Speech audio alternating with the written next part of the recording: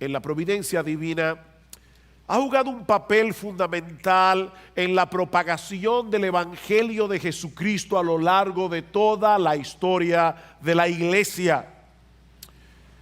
Para Crisóstomo, que fue probablemente el más grande predicador de la iglesia en el siglo IV, la carta a los romanos era tan importante en su vida y ministerio que él hizo el compromiso de leerla a través de toda su vida por lo menos 2 veces a la semana.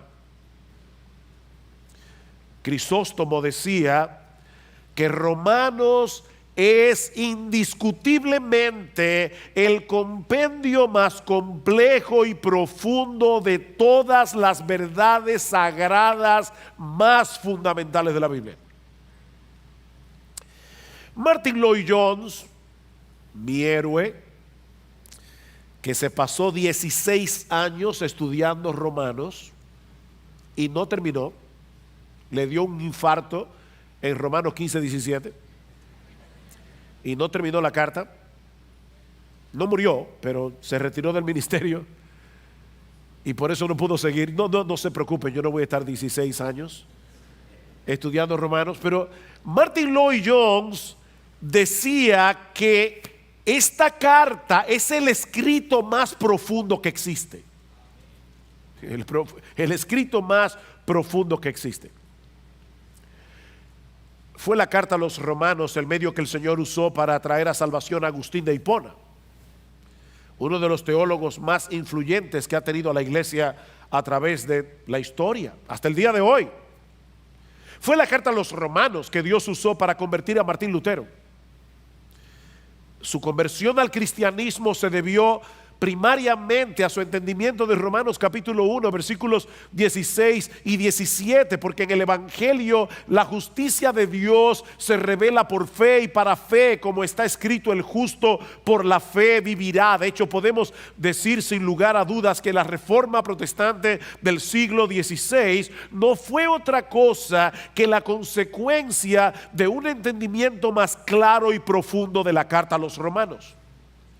Martín Lutero decía que todo cristiano debería aprenderse la carta a los romanos de memoria y debería leerla todos los días, como el alimento del alma, todos los días. William Tyndale, el que tradujo la Biblia al inglés a principios del siglo XVI durante el reinado de Enrique VIII, dijo una vez que ningún hombre puede leer esta carta demasiado a menudo o estudiarla demasiado bien. Cuanto más se estudia, más fácil resulta comprenderla. Cuanto más se mastica, más deleitosa viene a ser. Y mientras más se profundiza, más cosas preciosas encontramos en ellas. Eso decía Tyndale. Juan Calvino decía que si llegamos a adquirir un verdadero entendimiento de esta epístola, tendremos una puerta abierta a todos los tesoros más profundos de la Biblia. Mis hermanos, yo estoy convencido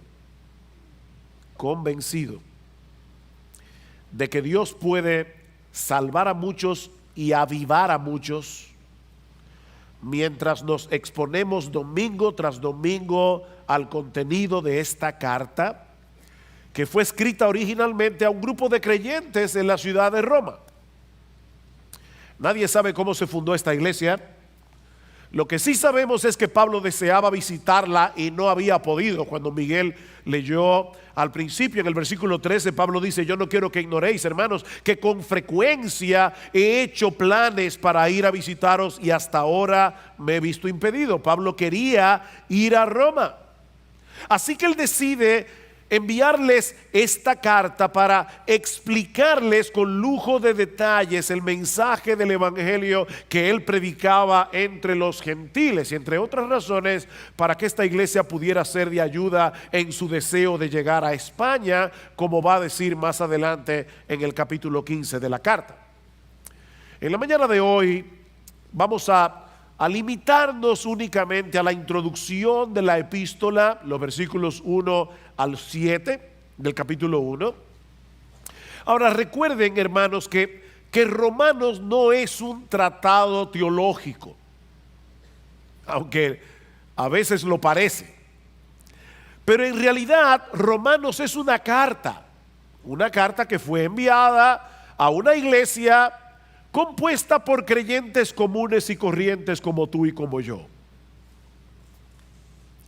En la antigüedad, las cartas tenían un formato muy diferente a las cartas modernas. Usualmente cuando nosotros escribimos una carta en el día de hoy, comenzamos con el destinatario: estimado Juan.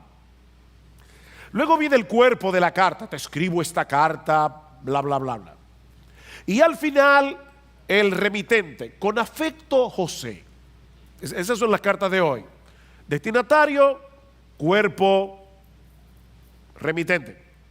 En la antigüedad las cartas tenían un formato muy diferente. Las cartas comenzaban con el remitente, José. Luego los destinatarios, a Juan. Un saludo, saludos, así. Y luego el cuerpo de la carta. Bueno, ese es el formato que Pablo usa en todas las cartas, casi en todas las cartas que él escribió, solo que él amplía cada uno de los elementos. No es simplemente José, a Juan, saludos. No, cada elemento Pablo lo amplía. Pero en ninguna otra carta del Nuevo Testamento el prefacio es tan largo como Romanos.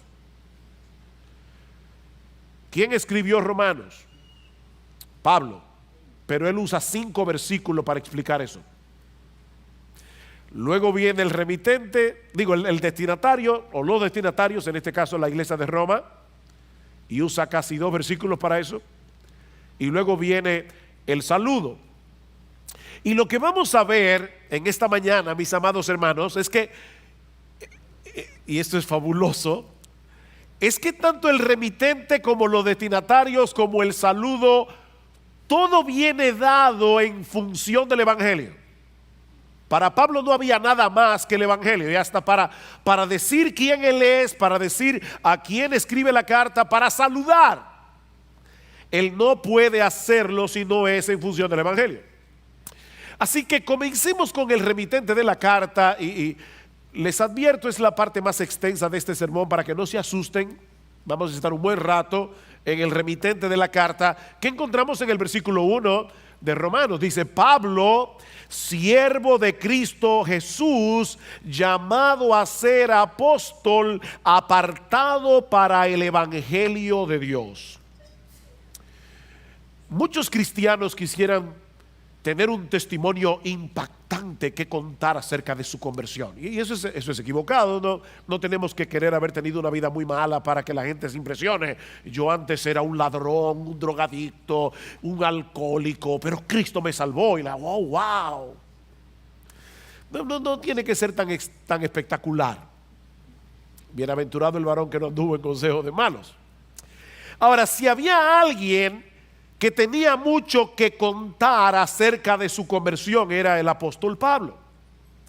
Este hombre había sido un fariseo que en su celo por el judaísmo había llegado a ser un perseguidor de la iglesia, hasta que tuvo un encuentro con el Cristo resucitado camino a Damasco, y todo cambió.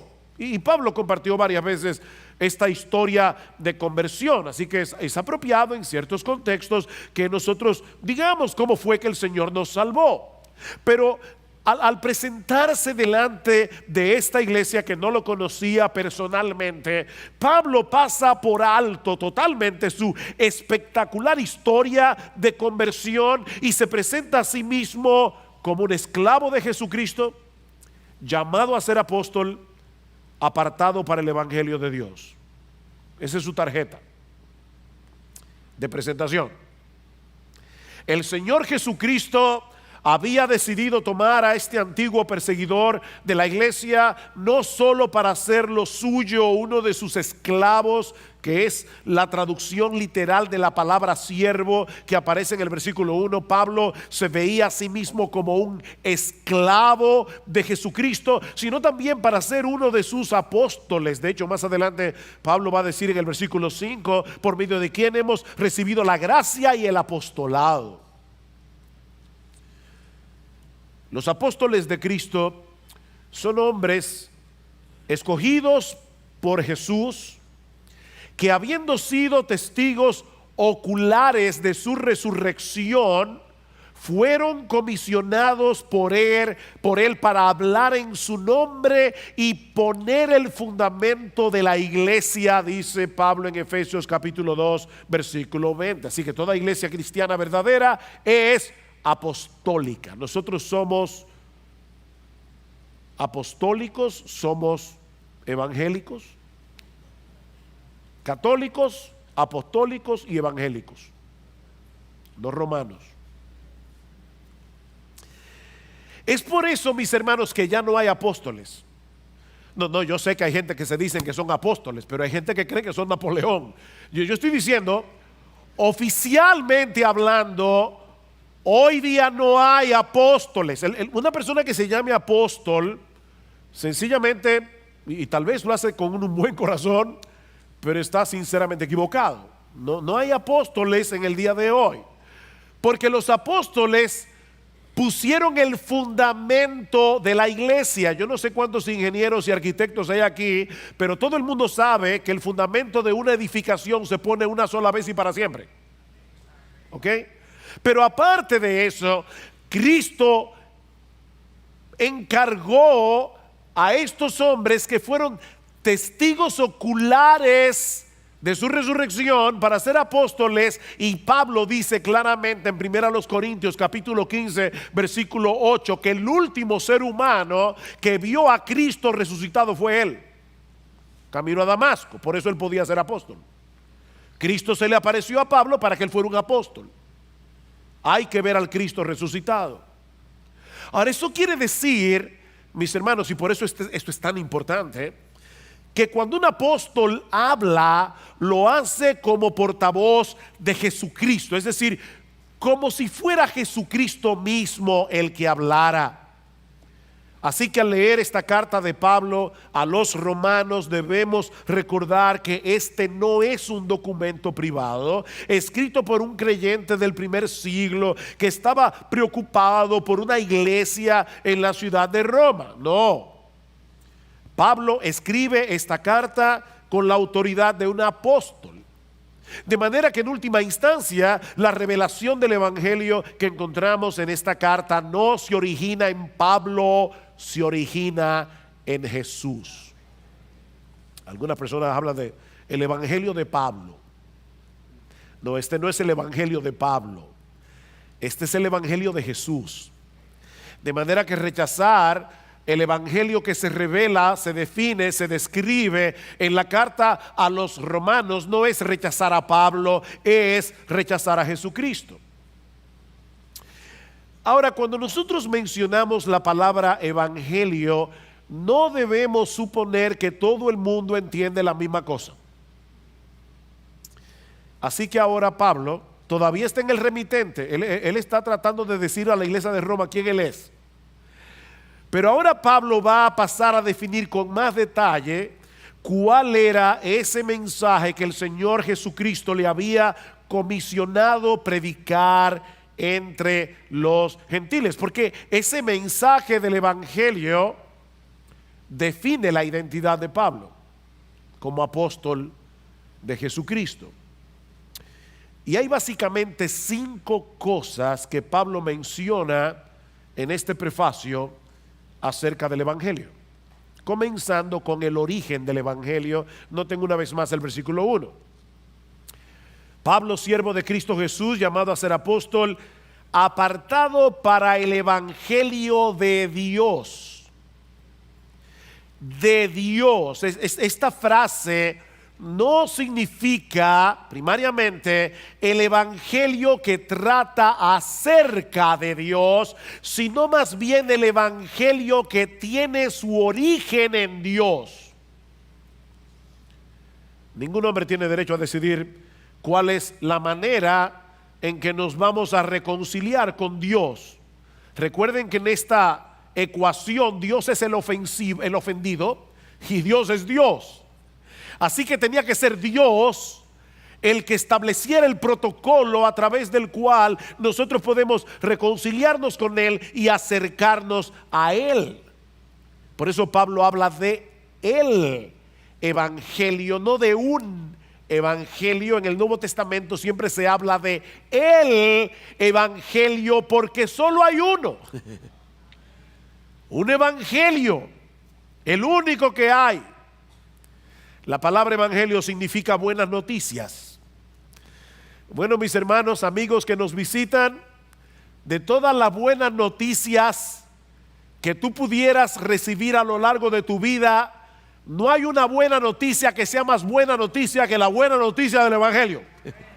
De hecho, sin esta buena noticia, ninguna noticia es buena. La buena noticia del evangelio es lo que hace bueno cualquier otra cosa. Esta es la buena noticia del evangelio, que hay salvación eterna para el pecador solo por gracia, solo por Cristo, solo por medio de la fe. Y de hecho a ningún ser humano se le hubiera ocurrido diseñar un plan de salvación como el que encontramos en la Biblia y particularmente en la carta a los romanos. ¿Saben por qué? Porque en el evangelio de Dios, el que se origina en Dios, solo Dios se lleva toda la gloria, y eso es ofensivo para los seres humanos. Decía Agustín de Hipona: al hombre le resulta ofensivo que Dios sea Dios. Y en el evangelio que se revela en el Nuevo Testamento, y de manera particular en la carta de Pablo a los romanos, no hay un solo motivo para que el hombre sea exaltado. El único que merece la gloria es Dios.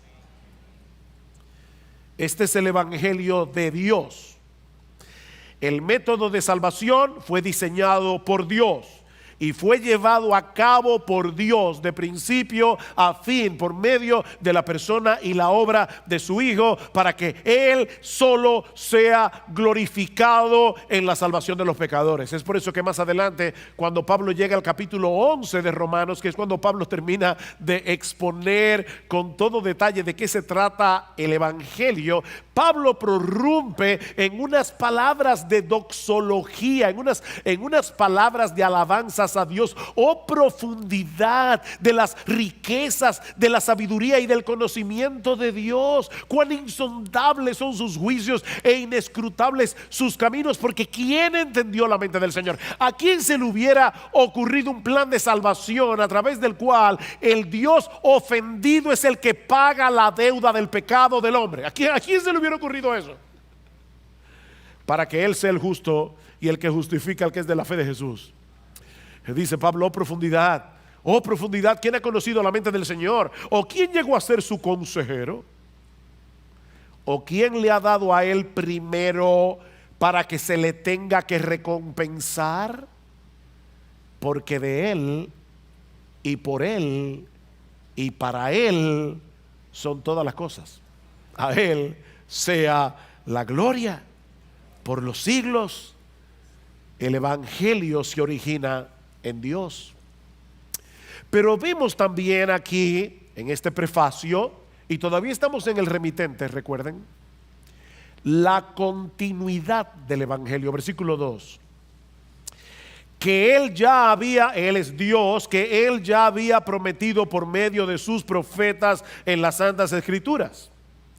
El evangelio que Pablo predicaba, el evangelio que encontramos en todo el Nuevo Testamento, es el mismo evangelio que comenzó a ser revelado en el huerto del Edén. No hay otro evangelio. Tan pronto Adán y Eva se rebelaron contra Dios, Él prometió enviarles un Salvador que habría de rescatarlos del pecado y de todas las consecuencias del pecado. Esa es la promesa que se va desarrollando a través de todo el Antiguo Testamento. Y todos los creyentes del antiguo pacto se salvaron porque pusieron su confianza en esa promesa. Se salvaron a crédito, porque Cristo no había llegado, pero ellos estaban esperando a ese Salvador. Tú vas a una tienda con tu tarjeta de crédito y pasas la tarjeta, tú no has pagado todavía un centavo, te llevas el televisor, disfrutas el televisor por un mes, hasta que llega la tarjeta y tienes que pagar. Bueno, todos los santos del Antiguo Testamento, no quiero ser irreverente, pero se salvaron porque Dios fue pasando la tarjeta por cada uno de ellos y el deudor era Jesucristo. Así que todo el mundo que se ha salvado desde Adán hasta el último que se salve, se va a salvar únicamente por gracia, únicamente por Cristo y únicamente por medio de la fe. Es el mismo evangelio. Los 39 libros del Antiguo Testamento son 39 postes que Dios colocó en el camino de los israelitas fieles para que supieran que debían esperar por fe en ese Mesías que habría de venir. Todos los corderos que fueron sacrificados en el Antiguo Testamento según el sistema sacrificial de la ley mosaica, todos apuntaban hacia Cristo. Todas las profecías, las grandes profecías del Antiguo Testamento apuntaban hacia el Mesías. Mientras que los 27 libros del Nuevo Testamento son 27 postes que nos llevan a descansar por fe en ese Mesías que ya vino, que murió, resucitó, ascendió a los cielos y está sentado a la diestra de Dios. De manera, mis hermanos, que este evangelio, el único que hay, es certificado tanto por los profetas del Antiguo Testamento como por los apóstoles del Nuevo Testamento, y en el medio por Jesús mismo. Y la unidad de su testimonio es una prueba poderosa, contundente, irrebatible de la veracidad del evangelio. Lo que nos lleva al tercer elemento que Pablo menciona en este prefacio, y es la esencia o sustancia del evangelio. Versículo 3, acerca de su Hijo, que nació de la descendencia de David según la carne. Acerca de su Hijo. Si este evangelio es revelado en toda la escritura de principio a fin, entonces, mis hermanos, Jesucristo es el punto focal de toda la Biblia, porque Él es la esencia o sustancia del evangelio. Jesucristo es el evangelio. Dios no envió un plan para salvar al hombre. Él envió a una persona. A una persona. Y eso diferencia al cristianismo de todas las religiones del mundo. Todas las religiones te ofrecen reglas, rituales, consejos a través de los cuales los hombres pueden acercarse a Dios, pero el evangelio más bien nos revela lo que Dios ya hizo a través de la persona y la obra de su Hijo para que los hombres pudieran reconciliarse con Él. Jesucristo y su obra conforman la sustancia del evangelio. Él es la buena noticia del evangelio. Como dice Juan Calvino, todo el evangelio está contenido en Cristo.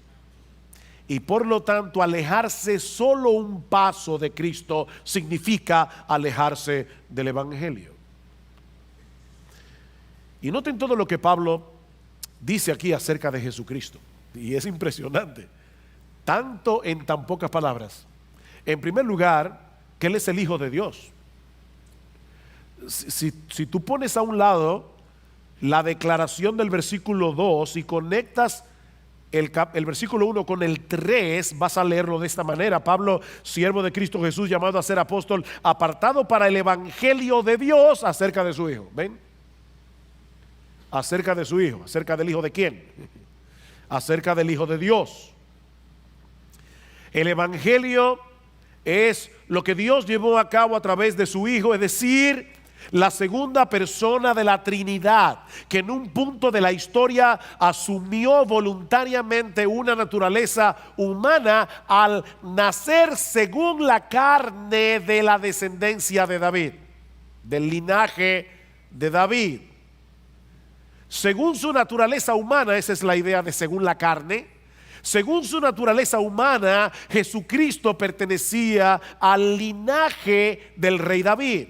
Y por lo tanto, Él es el Mesías que fue anunciado por los profetas del Antiguo Testamento, que habría de ser entronado para reinar en el reino de Dios como Rey de reyes y Señor de señores por toda la eternidad. De manera que Jesucristo es verdaderamente Dios, Él es el Hijo de Dios, y es verdaderamente hombre, Él es el Hijo de David.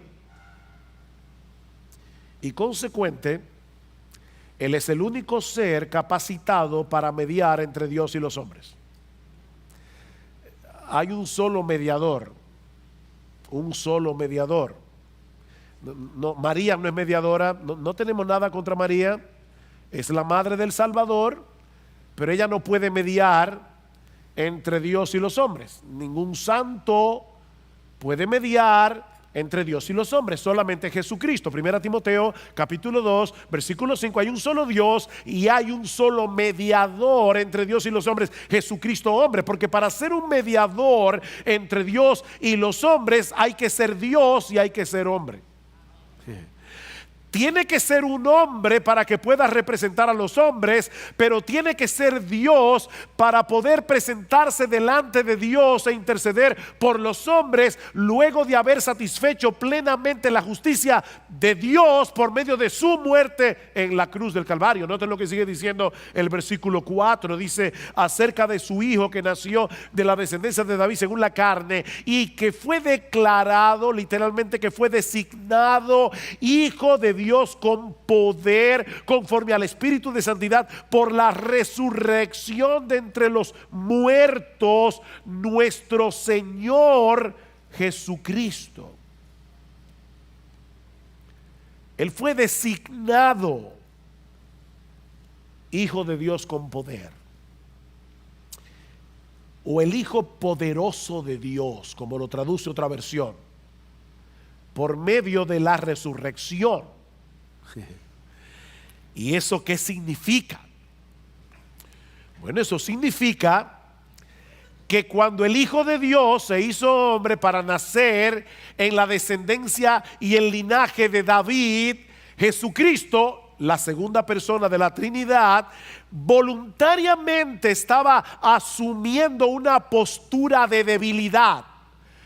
Él vino como un siervo, no como el rey soberano del universo. Fue en total debilidad que Jesucristo murió en la cruz del Calvario como un simple mortal. Pero ¿saben qué pasó? El Espíritu Santo, que es a quien se refiere aquí cuando dice conforme al Espíritu de santidad, es otra forma de decir el Espíritu Santo. El Espíritu Santo vino al tercer día y resucitó el cuerpo muerto de Jesús.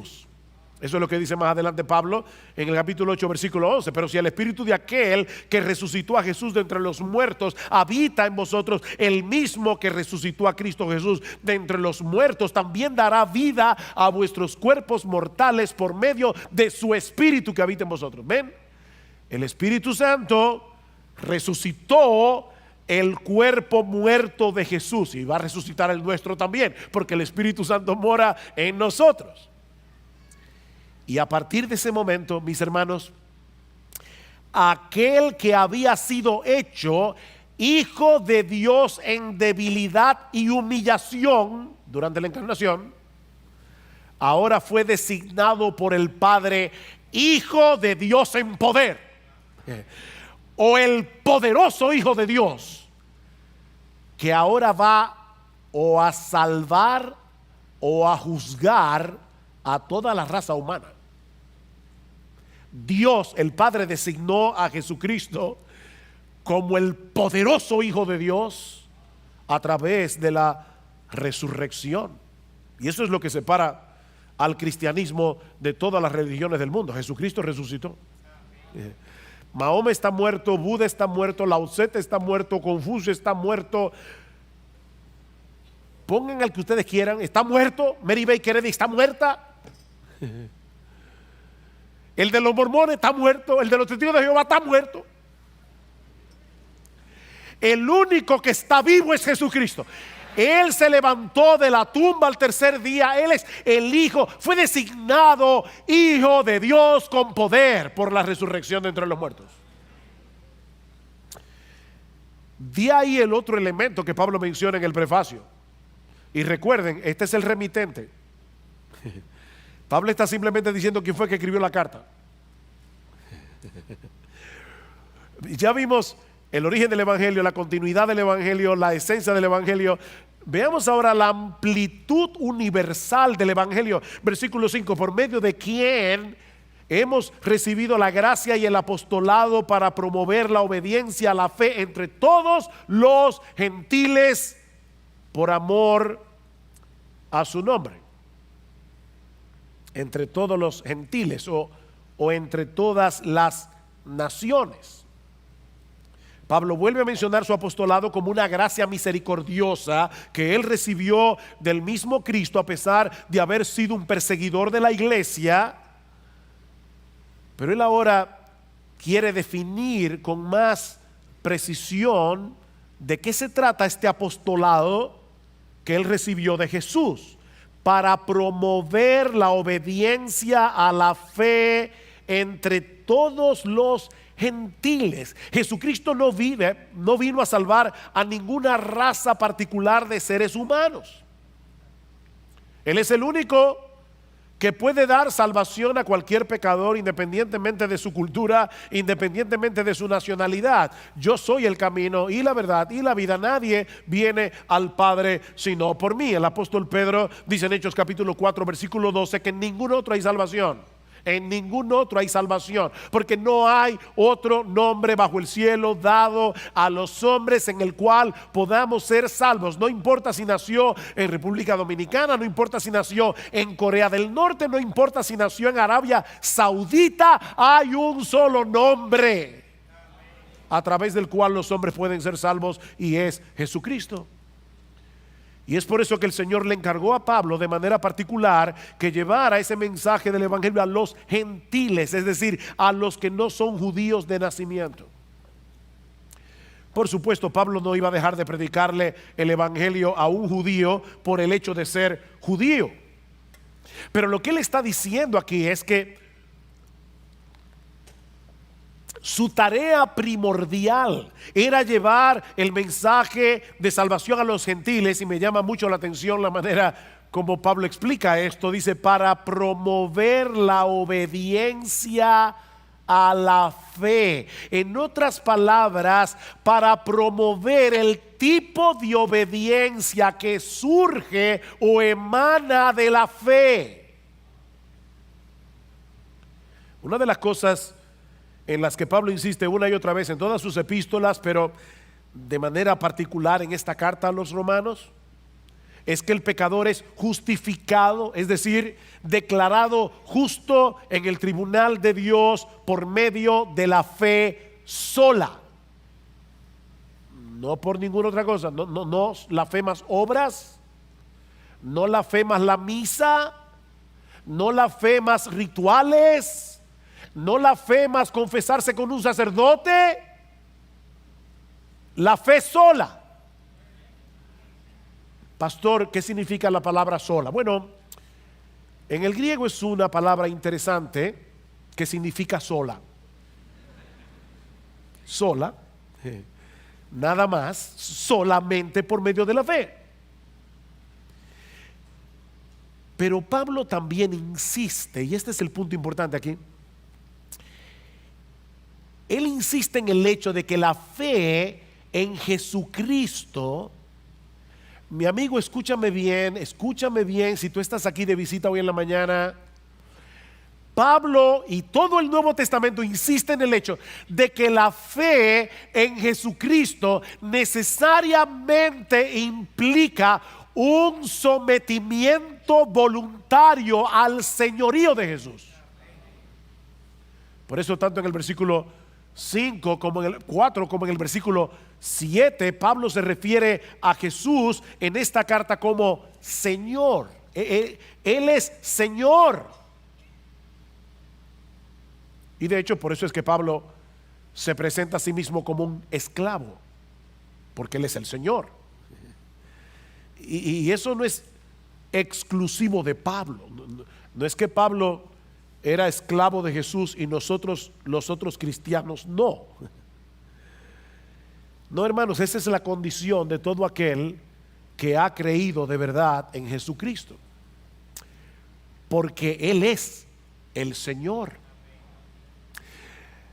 Mira, mi amigo, déjame decirte algo muy importante.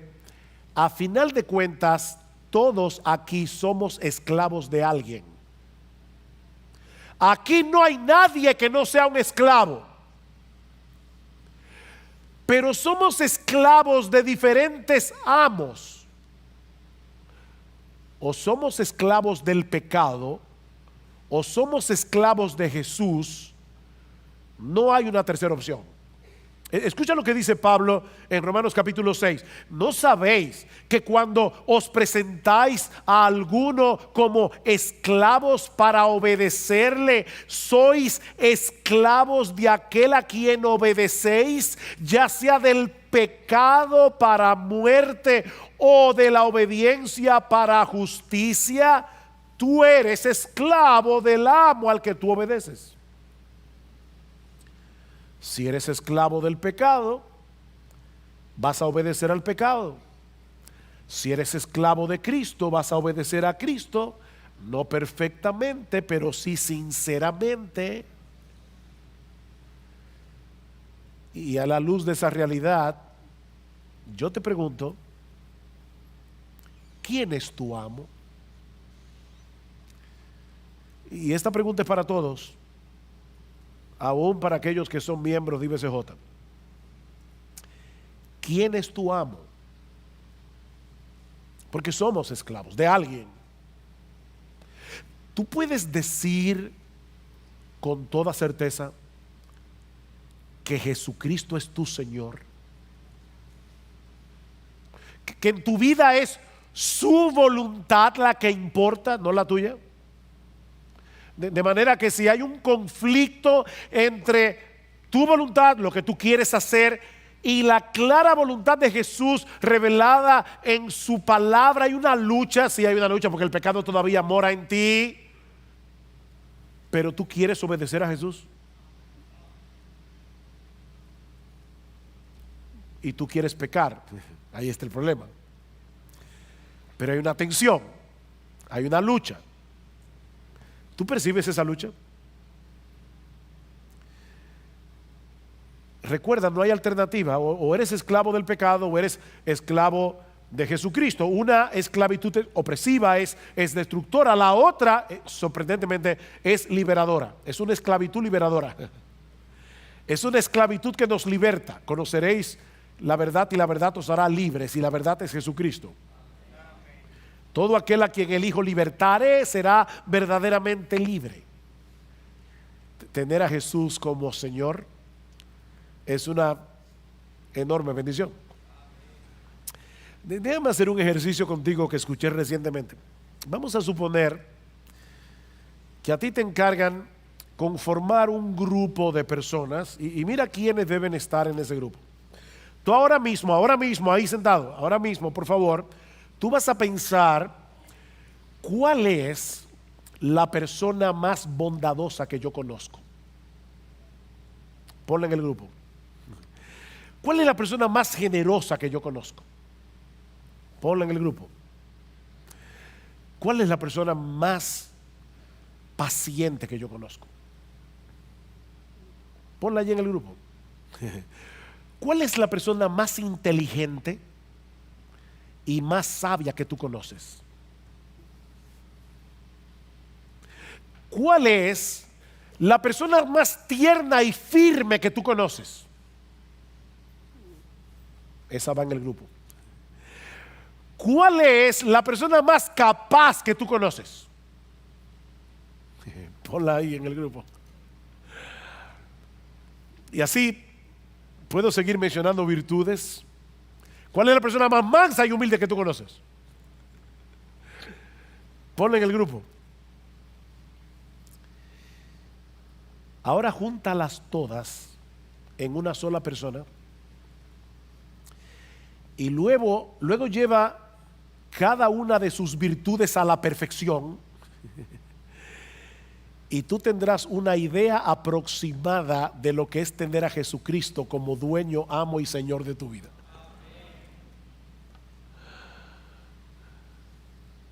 Él es indescriptible.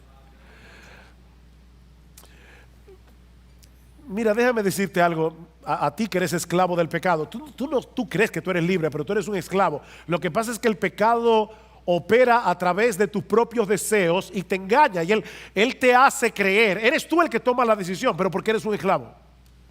Tú eres un esclavo, tú eres un esclavo. Por eso estás atado a vicios que no puedes dejar. ¿Cuántas veces tú has dicho, no fumo más? No es verdad, eres un esclavo. Tú eres un esclavo de buscar tu propia gloria. Tú eres un esclavo de buscar el control de todas las. Tú quisieras ser todopoderoso. Tú quisieras ser Superman. Porque tú eres un esclavo. Pero ahora déjame decirte algo para convencerte de que te hagas esclavo de Jesús. Cada vez que Él te ordena que hagas una cosa, lo que Él te está diciendo es algo como esto: mira lo que debes hacer si quieres preservar tu felicidad.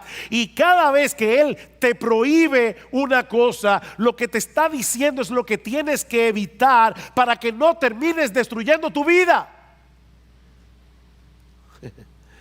Porque Él es un amo perfectamente bueno y sabio. El pecado es un tirano perverso. Y lo que Dios le encomendó a Pablo es que él llevara esa buena noticia del evangelio entre las naciones para que hombres y mujeres se sometieran por la fe al señorío de Jesucristo. Eso es lo que Pablo está diciendo en el versículo 5. Y todo eso para la gloria de su nombre, que es el quinto elemento que encontramos en este prefacio. Noten el versículo 5 otra vez. Por medio de quien hemos recibido la gracia y el apostolado para promover la obediencia a la fe entre todos los gentiles, por amor a su nombre. Por amor a su nombre. La encomienda que Dios le había dado a Pablo de promover la obediencia de la fe entre los gentiles fue con el propósito expreso de que el nombre de nuestro bendito, precioso, exaltado Señor Jesucristo sea honrado entre todas las naciones. Esa es la meta final del evangelio, es la exaltación de Jesús como el único Señor, como el único Salvador de la raza humana. Como dice John Stott, la razón principal por la que debemos predicar el evangelio no es la principal, no la única, pero no es porque queremos que los pecadores sean salvos, aunque debemos anhelar con todo nuestro corazón que los pecadores sean salvos. Pero la razón primordial, dice John Stott, es un celo abrasador y apasionado por la gloria de Jesucristo. Debe dolernos que Jesucristo no sea honrado. Debe dolernos que hay miles de personas adorando a otros dioses. Eso debe dolernos porque nosotros queremos la salvación de esos que están perdidos, pero sobre todas las cosas queremos que Jesús sea puesto en su lugar. Es por amor a su nombre. Saben que muchos misioneros han sido acusados de ser imperialistas al llevar el evangelio a otras culturas. Y ciertamente debemos confesar que es fácil confundir la tarea evangelizadora con la de llevar nuestra cultura particular a otros países. Es fácil de hacer eso. Pero ¿saben qué, hermanos? Escuchen esto, yo sé que a algunos no les va a gustar. Pero todos nosotros somos imperialistas en el mejor sentido de la palabra. Somos imperialistas porque la meta de la evangelización es que hombres y mujeres de toda tribu,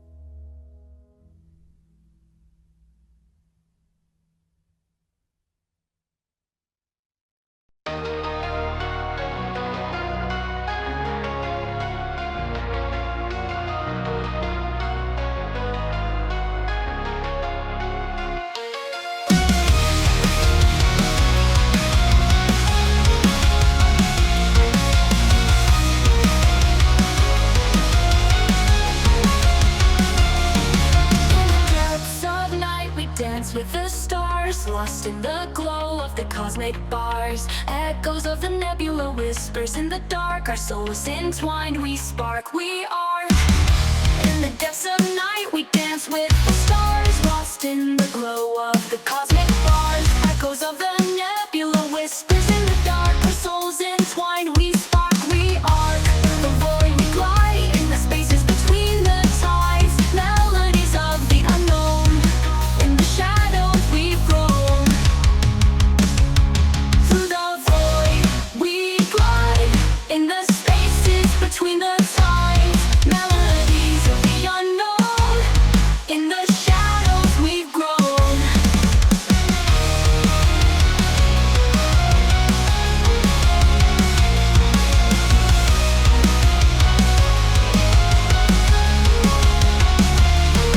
Beneath the satellites we roam free, in the shadows of the galaxy.